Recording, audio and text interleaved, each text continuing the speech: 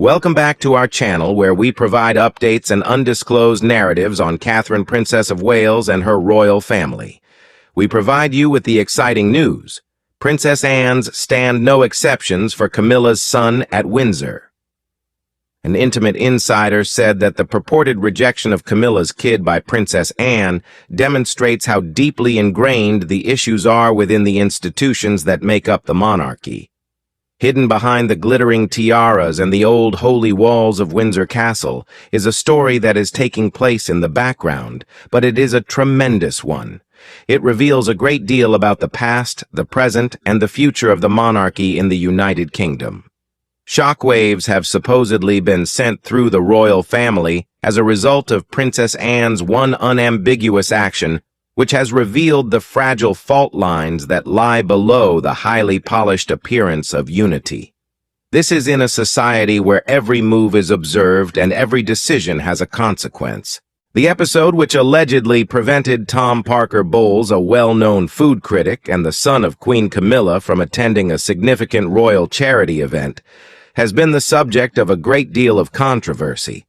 As a result of the Princess Royal, who is well known for her unyielding adherence to duty and tradition, making a firm remark that could not be ignored, the atmosphere at the palace was believed to have been rather hot.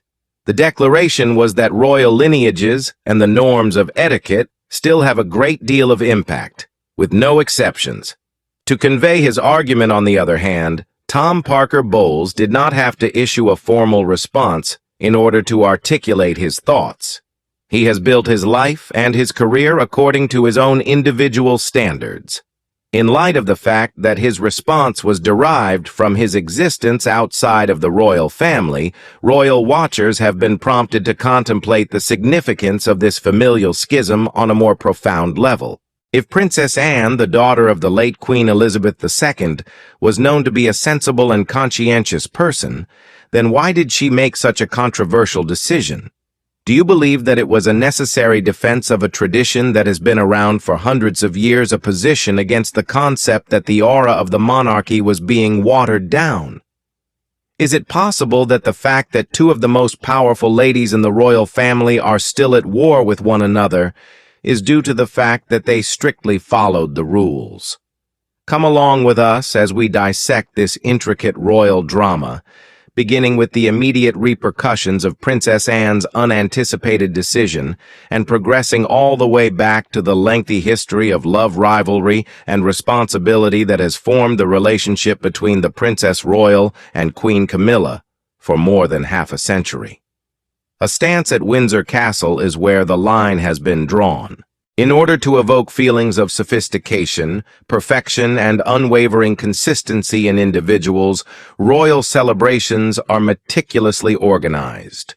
The whole world is witness to a breathtaking parade of clothes that have been manufactured to order, valuable jewels and flawless smiles, all of which have been arranged to seem perfect in photographs. Although there are velvet ropes and cameras flashing, the institution is truly more like a family than anything else out there.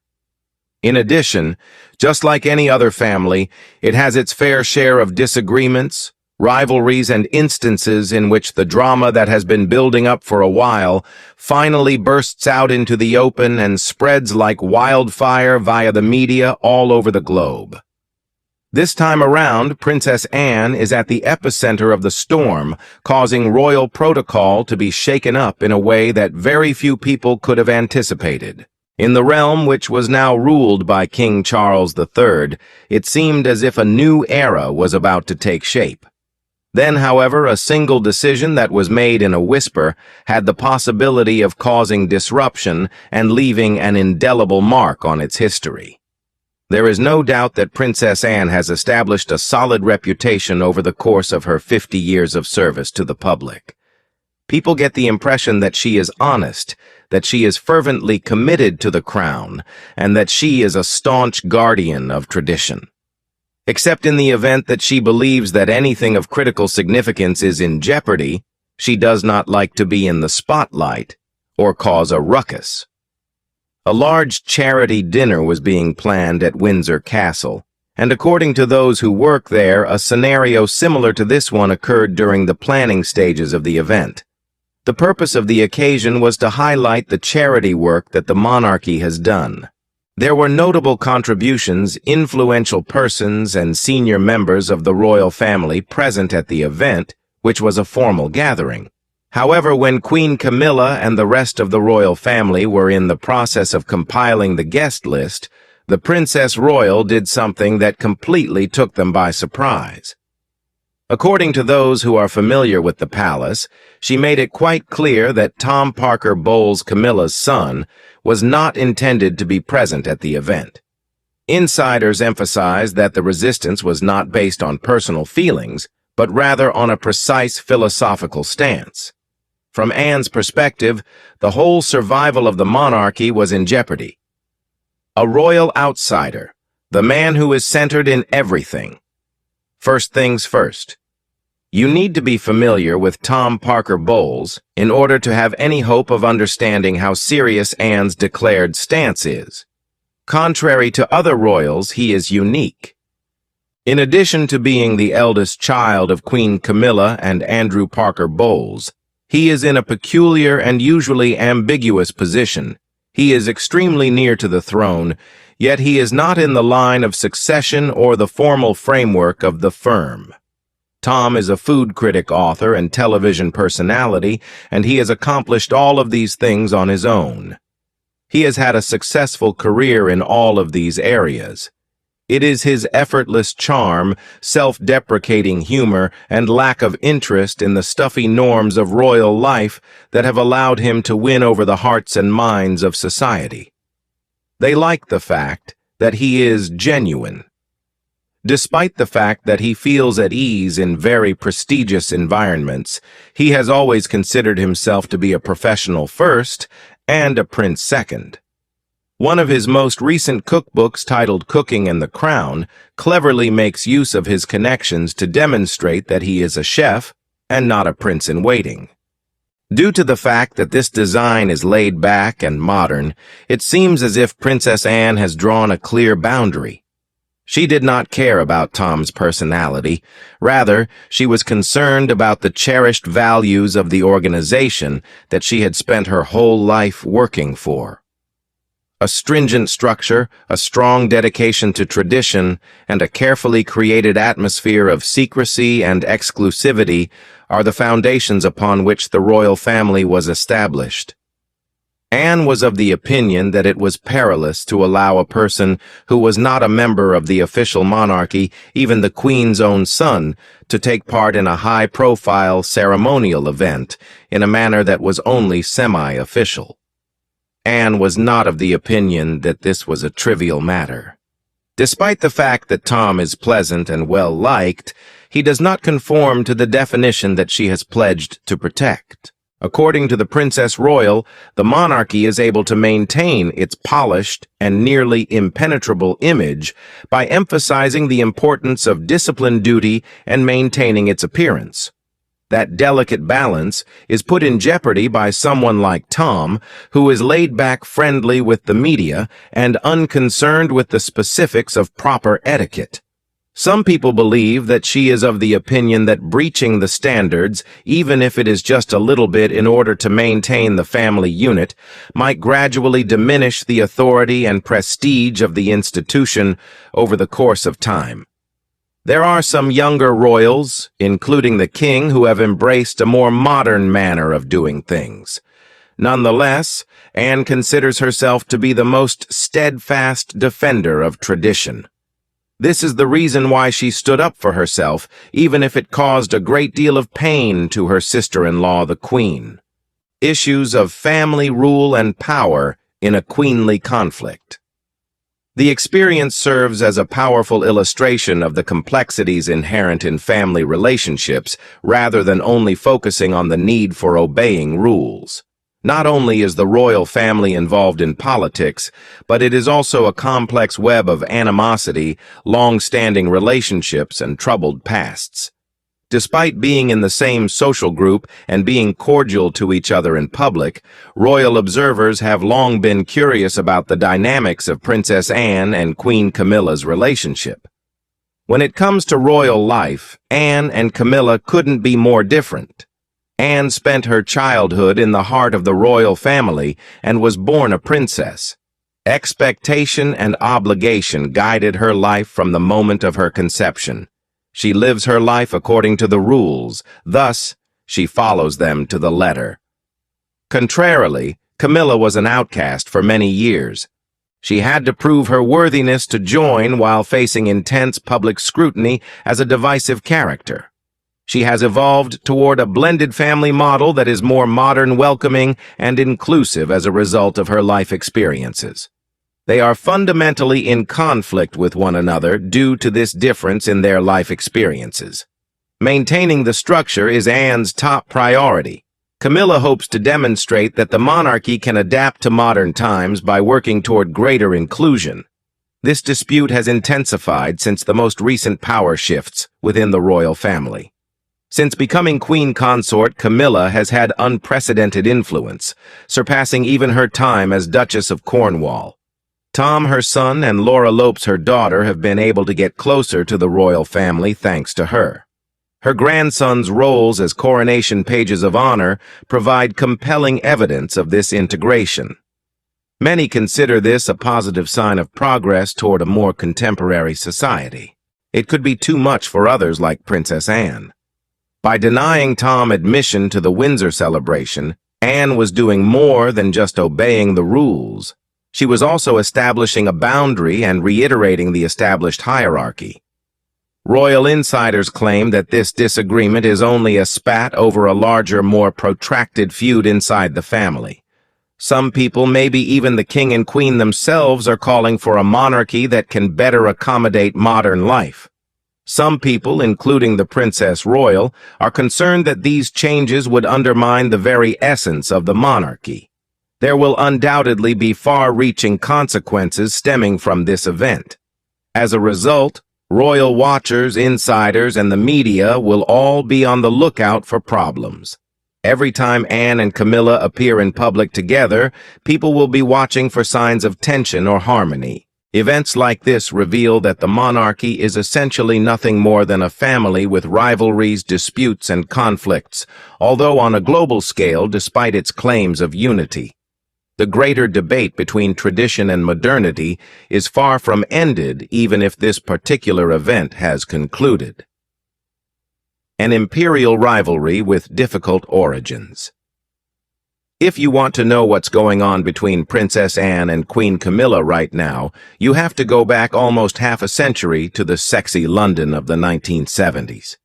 Even before she became queen, Camilla Shand was a famous and charismatic debutante. She often joined the young royals at exclusive parties and posh polo tournaments.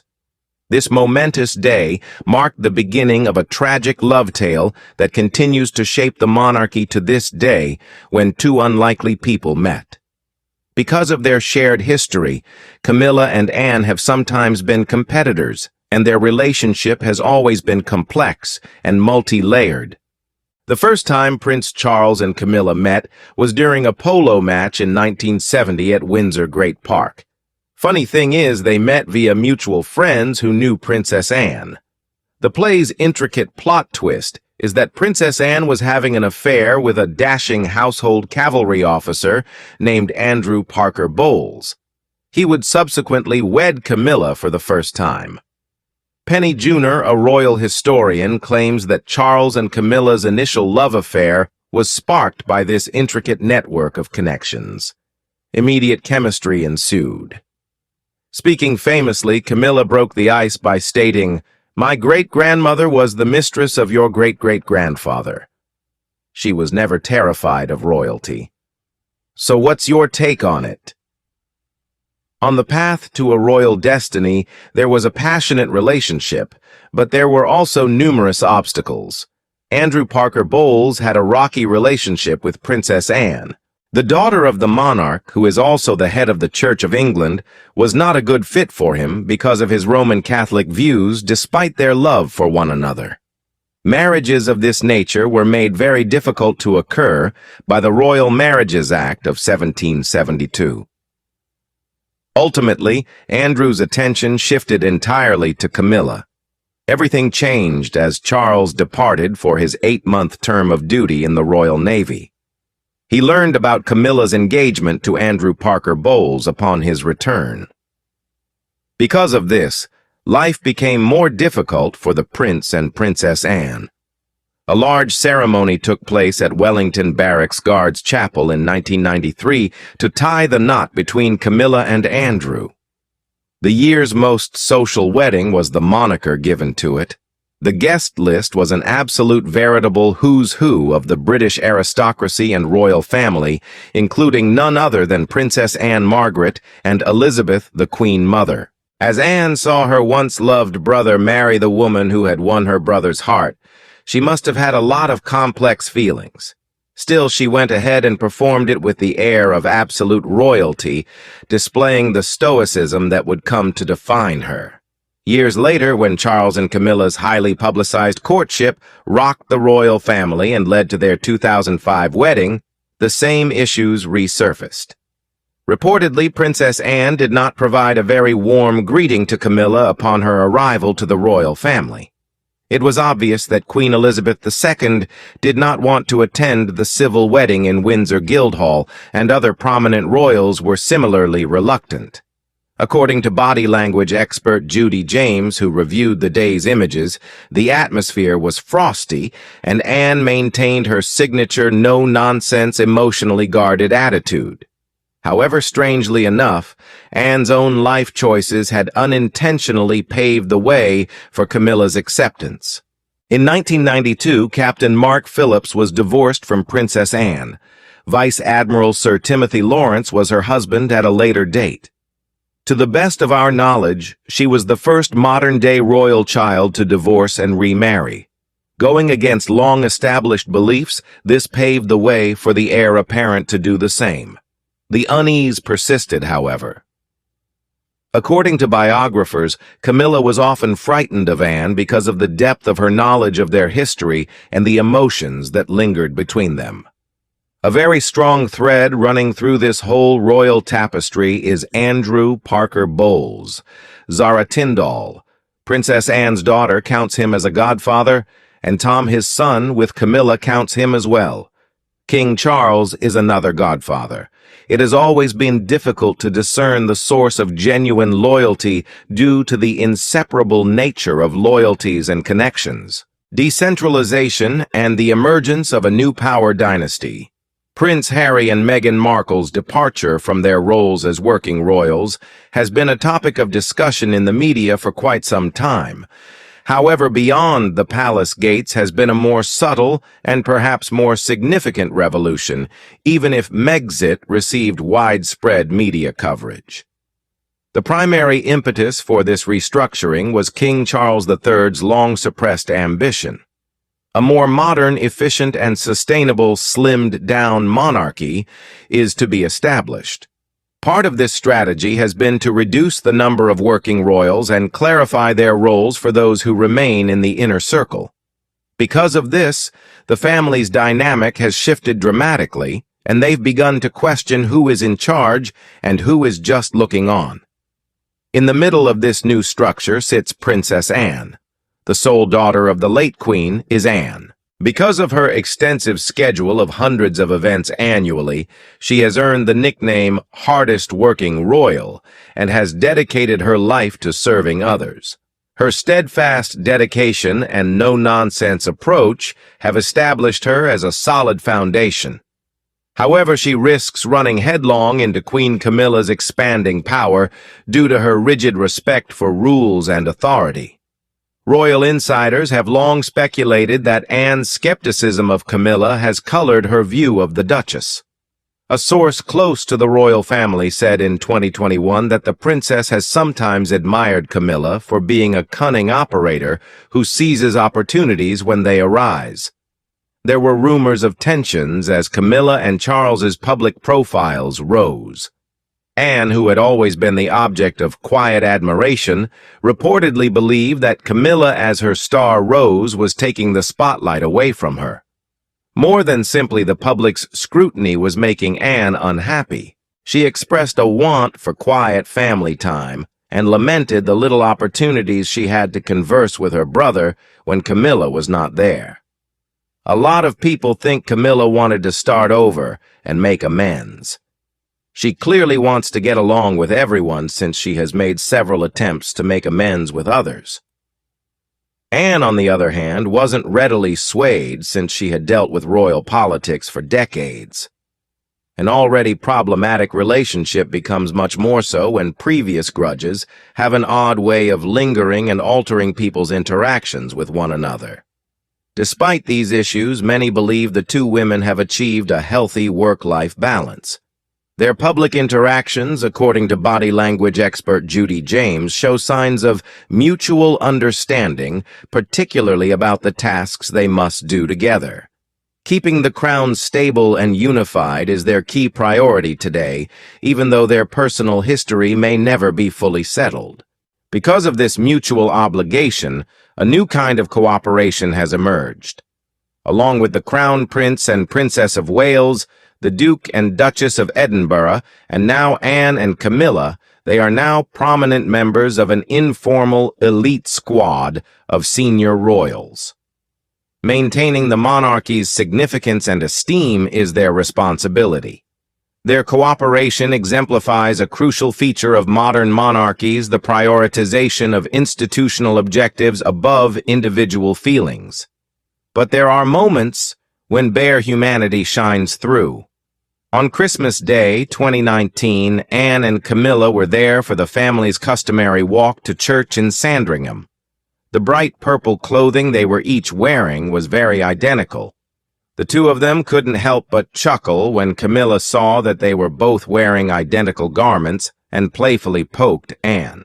Despite the gravity of their positions, they managed to cultivate a professional respect for one another, and this brief glimpse of warmth and camaraderie was evidence of that.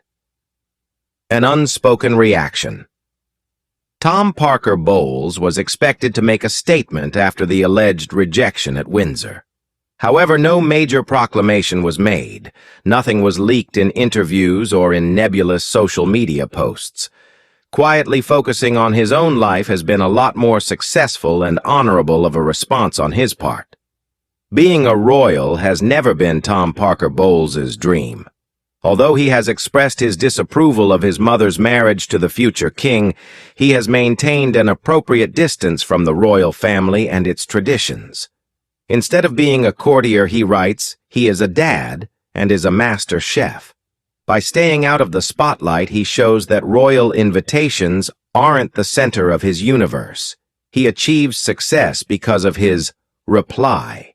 What makes him so famous are his well-known writings, prosperous career, and public persona as an individual who is happy being himself, free from the gilded cage of royalty. In stark contrast to the rigid hierarchy that Princess Anne fiercely defends, this little liberty is a welcome change. It accentuates the very qualities authenticity, modernity, and a secure sense of identity that Anne supposedly finds so challenging in a stuffy royal environment.